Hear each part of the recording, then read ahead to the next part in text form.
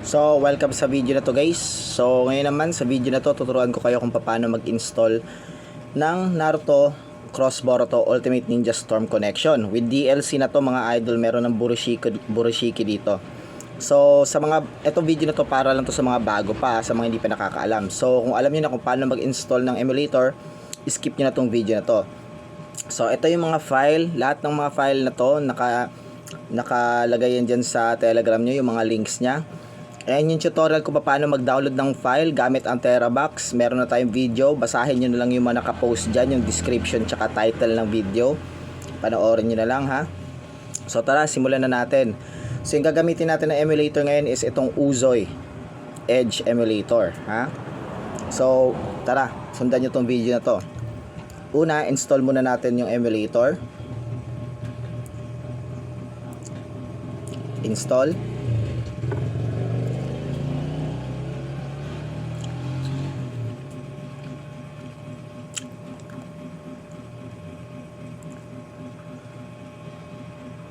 After nyo ma-install, i-back nyo muna. So, after nyo ma-install, una muna nating i-extract itong title keys at saka prod keys, ha? Extract natin, paste. So, ito yung title keys and product keys. I-delete na natin yung zip file para hindi kayo malito. Delete. Ayan. After natin ma-extract yung tawag ito yung title keys and prod keys, extract naman natin yung game. So, ito, kailangan nyo i-download yung mga file guys from part 1 to part 5. 12 gigabytes yung kabuuhan nitong mga file na to. Lahat yan, 12 gigabytes equivalent. So, pag mag-extract tayo ng file, ito, i-click nyo lang. Click. I-view nyo. Kunin nyo tong nasa pinakaitaas. Copy. Copy nyo lang. Tapos, i-paste nyo na lang dito. Yan. So, medyo matagal-tagal yung extraction yan. Antayin nyo lang matapos. So, yung sa atin, ipapass forward na lang natin para mabilis lang yung video natin matapos, ha.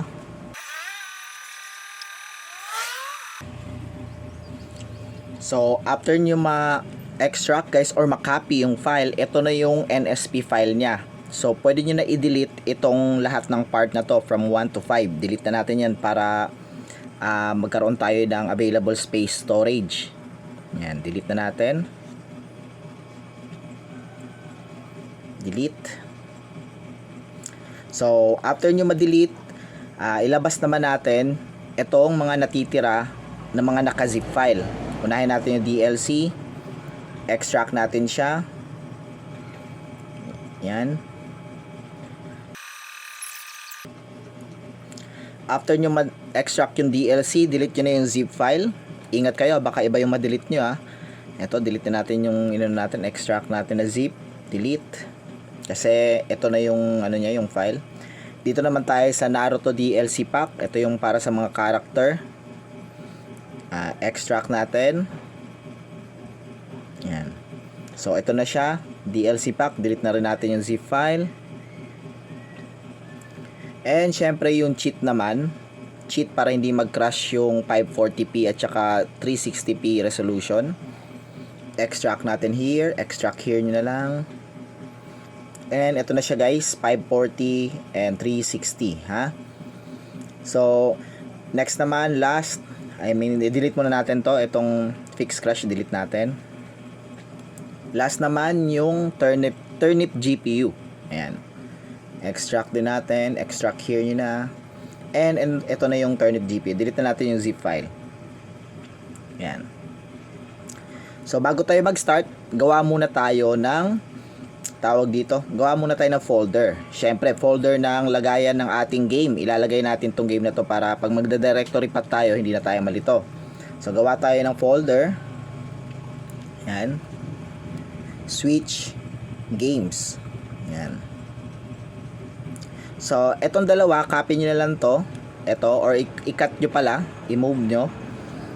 So, lagi tatandaan, itong nasa taas, ito yung base game. Ito naman yung update, ha? Cut natin sila. Cut. Lipat natin sa switch games. Ayan. So, tara na. Set up na tayo ng emulator. Pasok na kayo sa emulator. Punta tayo sa emulator guys. Uzoy Alpha yung gamit natin. Get started. So kanina, di ba nag-extract tayo ng prod keys and title keys. Select keys natin. Saan ba nakalagay yung keys natin mga idol? Yung sa akin, dito nakalagay sa folder na ginawa ko. Yung akin to ha. Title keys. Ito siya guys oh. Title keys. Prod keys. Piliin nyo itong prod keys. So, keys successfully installed na. Add games naman natin. So, add game. So, yun yung pupunta tayo dun sa folder na ginawa natin na kung saan nilagay natin yung dalawang file kanina. Yung base game at saka yung update file. So, switch games. Ito yun, yung ginawa natin na folder. Use this folder natin. Allow. Okay nyo lang. And continue. As you can see, nandito na yung Naruto Cross Boruto Ultimate Ninja Storm Connection. So, set up muna tayo sa General Settings. General Settings muna tayo. Punta kayo sa Advanced, System. So, wag nyo na gagalawin yan. Pinakita ko lang sa inyo na pareho lang tayo na settings. Sa graphics, yung akin, ganito lang, accuracy level nyo. Gawin nyo lang normal. Yung resolution sa akin 540p ha. Yan. And baba na tayo, back. So okay na 'yon. So mag-i-install naman tayo ng GPU driver. So ano yung GPU driver na gagamitin natin? Yung GPU na driver na gagamitin natin, yung Turnip GPU, ha? Yung kanina na pina-extract ko sa inyo. Madami yung version, so piliin niyo na lang kung ano yung mas compatible sa inyo. Click niyo siya. Click nyo tong install. Punta tayo doon sa GPU folder na in-extract natin kanina. Itong Turnip. Yung gagamitin natin na Turnip version is itong 24.10 revision version 2. Hindi yan. Yung version 2 tayo. Ito. Yan. Revision Turnip 24.10 revision 17 version 2. Yan yung gagamitin natin para sa larong to guys ha. So dahil na-install na natin, back tayo. So next naman, i-install naman natin yung mga update at saka mga DLC. So paano ba mag-install ng update at saka DLC? Hold nyo lang to, yung game. Ayan. Tapos i-click nyo tong add-ons. Click nyo tong install. Updates and DLC. Siyempre, uunahin muna natin yung update. Saan ba nakalagay yung update file natin? Dun sa folder na kung saan nilagay natin sa game folder ng Switch. Di ba yung pinagawa natin? Ito yung base game. Naka 13 GB. Ito yung update file niya. Yung 2.69 GB. Install nyo. Antayin nyo lang matapos yung installation ng update. So, install successfully na natin yung update guys. So, next naman, after natin ma-install yung update, yung mga DLC downloadable content naman yung i-install natin. Kasama na dito yung character ha. Install. Updates and DLC ulit. Punta kayo doon sa folder na kung saan yung Naruto DLC. Unahin nyo muna itong Naruto DLC. Sunod itong Naruto DLC pack. Tara, unahin natin itong Naruto DLC. Naruto. And yung mga file niya. So, ang gagawin nyo lang, pinutin nyo itong tatlong dot sa taas. Select all. And click nyo ulit yung select. Select. Okay. Antayin nyo lang matapos yung installation ng kanyang mga DLCs. So, 8 installed successfully. Close nyo lang.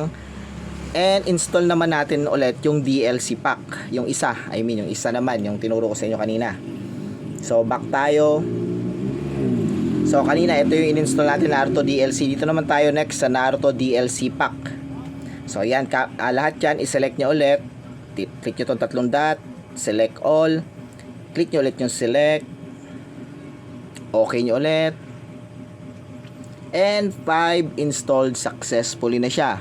Close nyo. And tapos na natin ma-install yung mga DLC. Next naman, yung mod cheat naman yung iaano natin guys, i-install yung fix crash. So kung explain ko sa inyo kailangan nyo to para hindi mag-crash yung kung naka 540p or 360p resolution kayo. Click nyo yung install, mods and cheats, okay nyo. So balik kayo dun sa folder nyo. Ito kung 360 yung gagamitin nyo na resolution, ito lang yung install nyo. Kung 540p, ito lang yung install nyo guys ha, para hindi magkaroon ng conflict. Pwede naman install nyo sila pareho, tapos i-uncheck nyo na lang. So, i-click nyo siya, tapos use this folder. Make sure na may ganyan cheats nakalabas ha. Use folder mo, allow, and ayan na yung ating cheat fix crash yan mga idol. So kung pwede nyo isabay na i-install yung dalawa, make sure lang na i-uncheck nyo, isa lang yung gagamitin nyo para hindi magkaroon ng conflict ha. So back tayo, tawag dito, i-click na natin tong start. Paalala lang guys, kung maglalaro kayo ulit ha, hindi kayo kailangan i-gawin nyo ulit is i-hold nyo ulit kung maglalaro kayo ulit ha.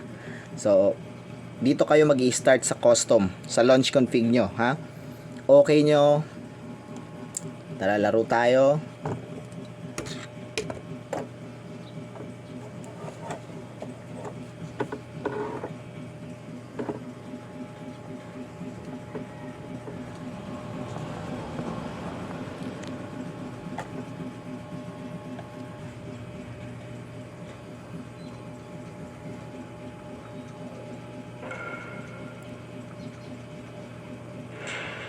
Ano siya guys?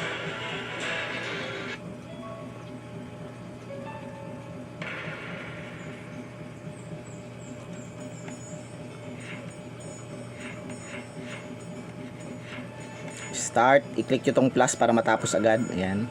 Plus ulit. Plus ulit. Ayan.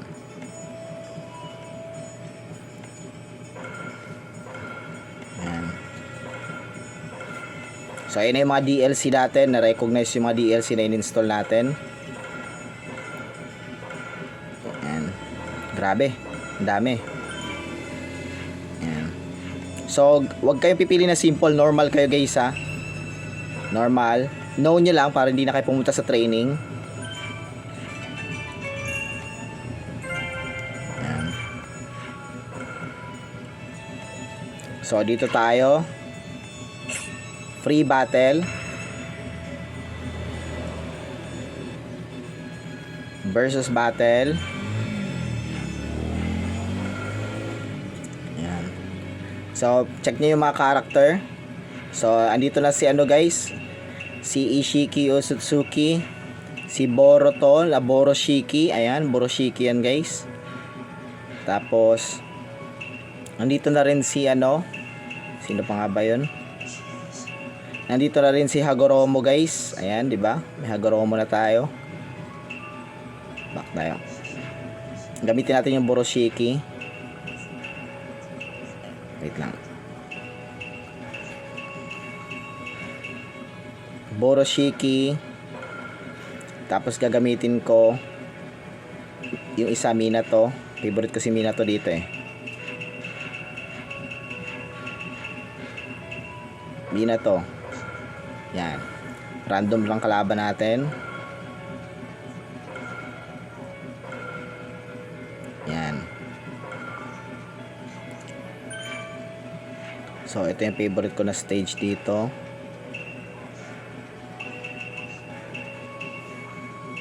Ito ba yun? Yan.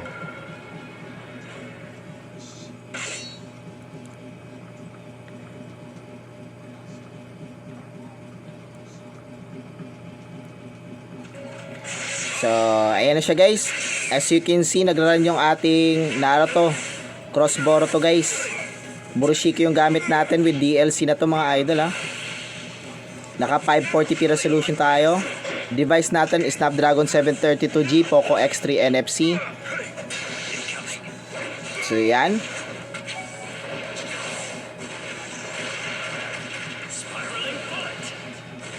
So, grabe. Ang bigat na pala ng ano na to, ng game na to.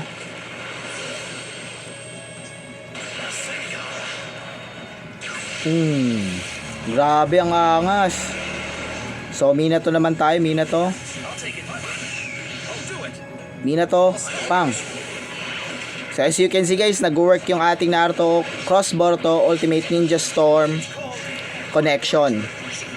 So gusto nyo mag-download nito guys, pasok na lang kayo sa Telegram, nandun na yung tutorial video. And yun na nga, hope na ma-enjoy nyo tong laro na to. And God bless mga idol. Maraming salamat, hanggang sa susunod na video natin ulit.